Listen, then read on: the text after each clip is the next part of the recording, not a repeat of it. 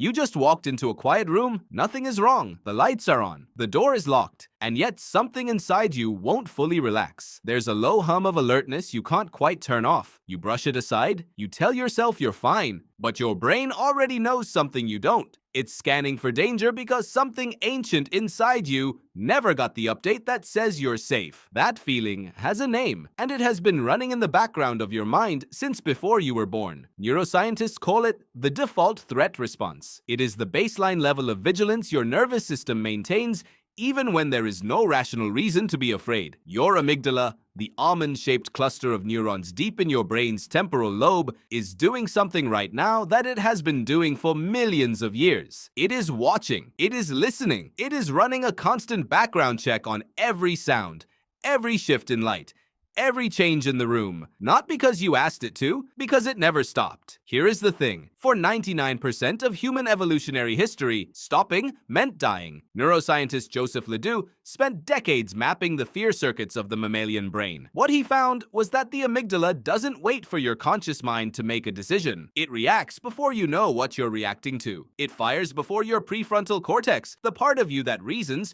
has even received the signal. By the time you think, "Was that a noise?" your amygdala already told your heart to beat faster, your muscles to tighten, and your lungs to take a shorter breath. The decision came before the awareness. The body moved before the mind caught up. That lag used to keep you alive. Picture your earliest ancestors. Not the ancient Greeks, not the Bronze Age. Go back further, far further. Imagine a human 2 million years ago on the East African savanna. The grass is tall. The sky is enormous. Everything in that landscape is either something to eat or something that will eat you. Your ancestor wakes up before sunrise. She scans the tree line before she moves. She listens before she speaks. Every single one of her senses is oriented outward, toward the world, toward the edge of what she can see. Because the ones who weren't that careful didn't survive long enough to become her ancestors. That woman is still inside you. Specifically, she is inside your brainstem and your limbic system, the oldest parts of your brain, evolutionarily speaking, while your prefrontal cortex arrived relatively recently and handles language, planning, and rational thought. The deep fear structures underneath it are ancient. They are almost unchanged from the systems found in non-human primates. Researcher Bruce McEwen at Rockefeller University spent years studying what he called allostatic load, the cumulative cost your body pays when the threat response stays on for too long. His work showed that chronic low-level stress,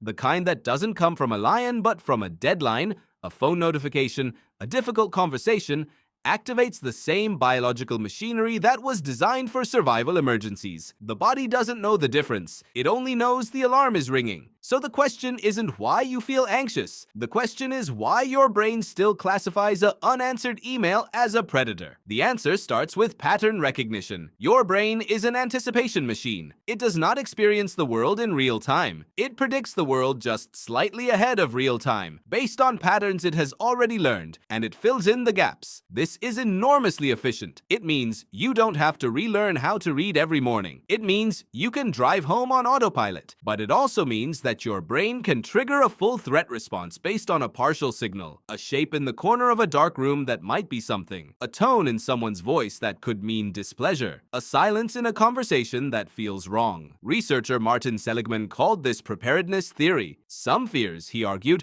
are not learned through personal experience. They are inherited biases in the nervous system. Humans learn to fear snakes and spiders and heights and the dark with extraordinary ease and almost never forget those fears once formed. We do not learn to fear electrical outlets with the same speed, even though electricity kills far more people today than snakes do. The brain isn't keeping track of what's actually dangerous in 2025, it's keeping track of what was dangerous for 1,000,000 years before that. This is why horror films work. They don't invent new fears. They locate old ones. Darkness, a face that is almost human but not quite. A sound from below, a predator you can hear but can't see. The films don't teach your amygdala to be afraid. They just unlock what was already there, waiting. Think about the last time someone startled you. A door slammed unexpectedly. Someone spoke from behind you without warning. What happened to your body in the half second before you understood what it was? Your shoulders pulled in.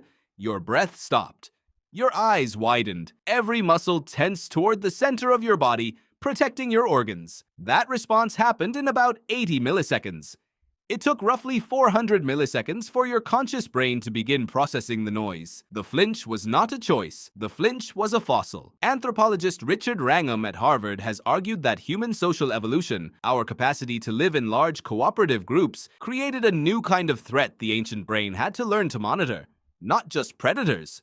People, other humans became the most unpredictable and therefore most dangerous element in the environment. A rival, a stranger, someone whose intentions were unclear. Your nervous system had to develop the ability to read social signals the way a prey animal reads the savannah, constantly scanning for signs of aggression, rejection, or betrayal. This is why social pain activates many of the same neural pathways as physical pain. Being left out of a group thousands of years ago could genuinely end your life. The brain did not evolve a separate alarm for that. It used the one it already had. This is why public speaking terrifies more people than almost anything else. You're standing in front of a group. All of their attention is on you. That scenario, in the ancestral environment, had a very specific meaning. You were being evaluated for your place in the group, or you were being judged before being expelled, or something had gone wrong and the tribe was deciding what to do about it. Your amygdala doesn't know you're at a company meeting. It knows a room full of faces are watching you,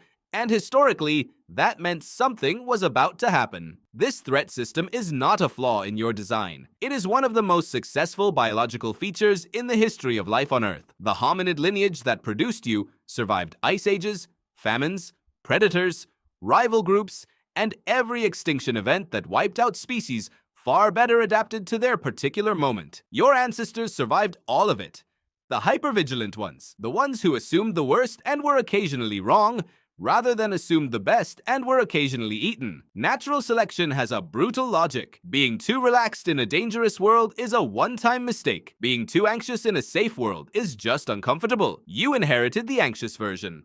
And it worked. But your world changed in a blink. 200 years ago, the Industrial Revolution began restructuring human civilization at a pace that had no evolutionary precedent. 100 years later, electricity erased the night. 50 years later, the internet erased distance. 10 years later, the smartphone put a continuous stream of social evaluation and world news directly into your hand at every waking moment. Your brain is now processing more potential threat signals in a single day than your ancestor on the savannah would have encountered in a year. Political crises, social comparison, financial uncertainty, the weight of news from the entire planet landing in your amygdala while you're sitting still on a couch. The ancient watchman inside you doesn't distinguish between a rustling in the grass and a headline about a geopolitical conflict 10,000 miles away. Both arrive as signals. Both get evaluated. Both cost energy. McEwen's research on allostatic load showed that sustained activation of the stress response changes the physical structure of the brain over time. The amygdala can grow more reactive. The hippocampus, which handles memory and context and could theoretically tell the amygdala that this situation is not actually dangerous,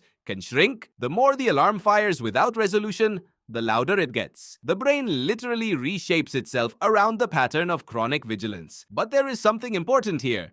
Something the research also shows. The prefrontal cortex, your newest, most human structure, has the ability to override the amygdala response. Not eliminate it, not mute it permanently, but contextualize it. When you pause, when you breathe slowly, when you name what you're feeling, the prefrontal cortex sends a counter signal downward. It can tell the amygdala, I see the threat you identified. I have evaluated it. We are not in danger. And slowly, the alarm quiets. This is what every effective stress reduction practice, from ancient meditation to modern cognitive behavioral therapy, is actually doing on a neurological level. It's training the conversation between your ancient brain and your modern one. Not getting rid of the watchman. Learning to consult him rather than obey him. Because here's what remains true. That low hum of alertness you felt when you walked into the quiet room at the beginning of this, it never fully turns off. It wasn't supposed to. For most of the time humans have existed on this planet. The ones who turned it off all the way didn't make it. You carry their vigilance as a gift that no longer fits your world. A survival system running in an environment it was never designed for. An ancient watchman still scanning a horizon that no longer holds the things he's looking for. Tonight, when something small startles you, when your shoulders pull in at an unexpected sound, notice what just happened. 2 million years of successful survival just fired off in your nervous system. Your ancestor on the savannah would have called it instinct. You call it anxiety. It's the same thing. And it's why you're still here.